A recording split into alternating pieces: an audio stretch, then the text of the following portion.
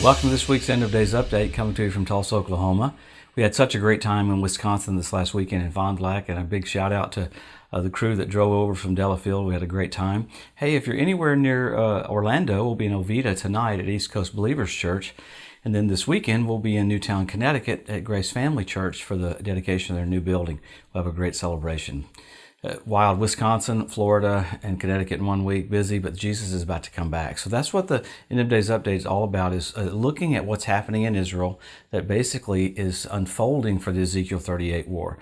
The rapture is signless, but the second coming has sign after sign after sign. So we're looking at things that are set up for the Ezekiel 38 war, and then, man, all the signs of the second coming. Remember, Jesus really never rebuked the crowd. He rebuked the Pharisees over and over again, but the only time he ever rebuked the crowd, he said, you don't know your hour, your visitation. He said, you can tell what the weather's going to be, but you don't know. So we have to pay attention to how close we are. I hear people go, well, you don't need to hear about end times. Tell a quarterback that in the last couple of minutes of a football game, he's looking at the play clock because the plays are so crucial and critical as the time goes down. So that's why we get into it. Not an escape theology, but a hustle theology. You see the finish line, you run faster. Man, let's pick up with what's happened. I know I'll go fast, but so much has happened this last week.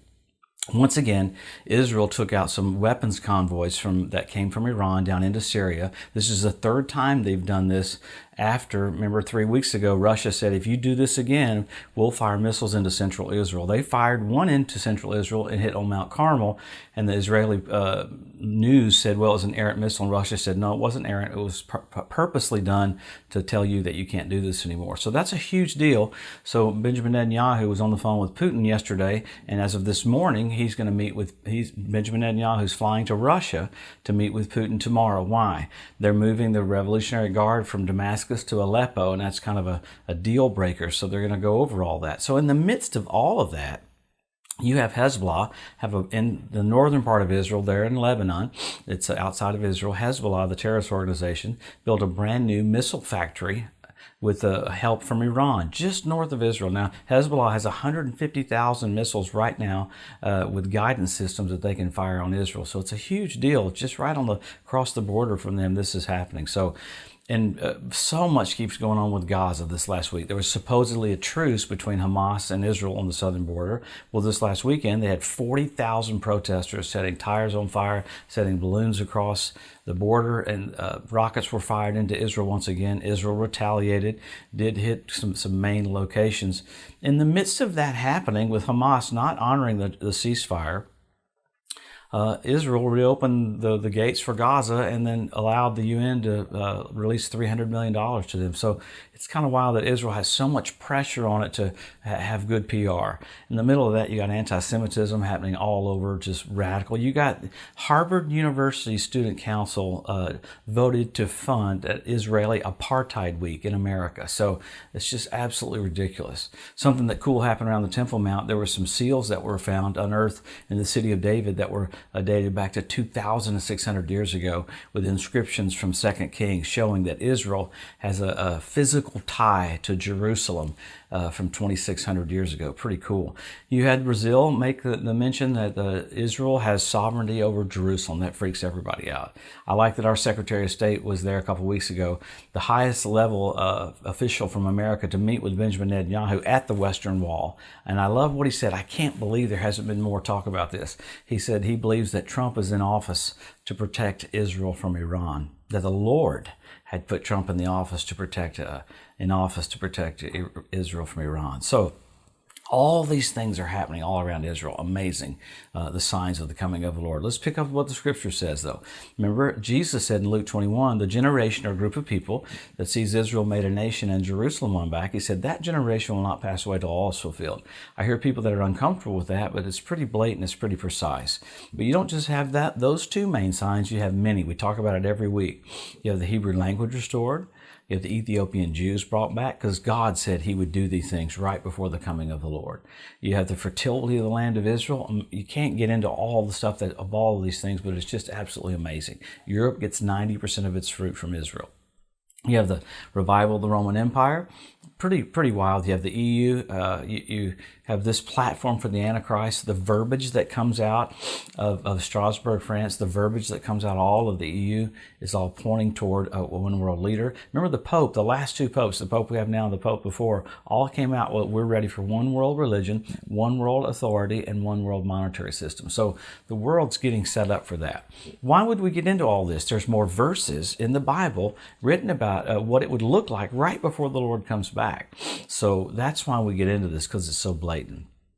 So with all these things that are so tangible that you can see, you've got 172 different species of predatory birds that started showing up.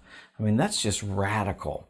Remember, right after the Ezekiel 38 war, God calls on the fowl of the air to come clean the land up. 7 years later, at the Battle of Armageddon, he calls on the fowl of the air to come clean the land up. So you've got the cleanup crew in Israel right now, so that's pretty radical. So you've got Russia and Crimea, Russia and the Ukraine, Russia bases all over Syria.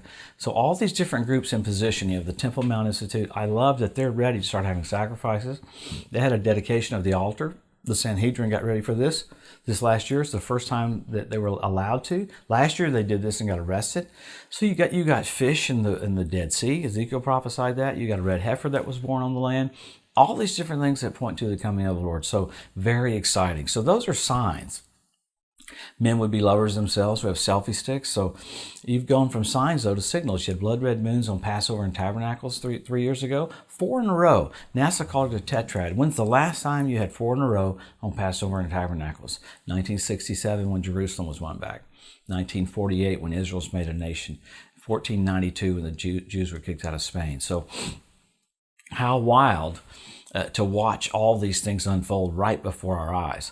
I mean, you had London's ex-mayor say it's not anti-Semitism to hate Jews that live in Israel. So you had Ruth Bader Ginsburg had swastikas put on some of her posters. So you had a Democratic leaders in Oklahoma City had anti-Semitism, Semitic things put on their billboards and stuff. So you got all these things coming to the forefront. What I am amazed about is how quiet it is. We don't get as much of this information here in America, but what Jesus is just about to come back. Sign after sign after sign. You had the Bethlehem star this last year. You had Mercury do a flyby of the sun. The sun went down directly over the Temple Mount at sundown. The coordinates for it were right there.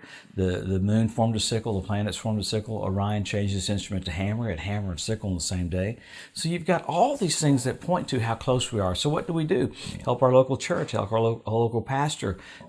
We don't fit church into our life. It is our life. So how amazing and blessed we are to be the generation when all these verses are being fulfilled. Things that Ezekiel prophesied 2,700 years ago, you're watching verse after verse be fulfilled while you're alive. We're very, very privileged. So you're about to see Jesus face to face, King of Kings and Lord of Lords, bright and morning star, lily of the valley, the firstborn from the dead. He's the brightness of the glory of God. Wow, we'll see him soon.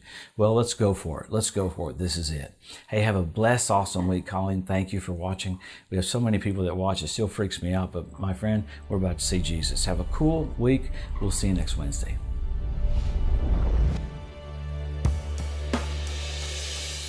Thanks for joining us today at the End of Days Update. If you'd like to be notified every time there's a new post, just go to the EDU at josephmorris.com and subscribe to receive email alerts. If these posts and updates have been a blessing to you, please consider making a one-time donation to help get the message out, or even becoming a monthly partner with Joseph Morris Ministries. Thanks again for tuning in to the EDU, and we'll see you next week.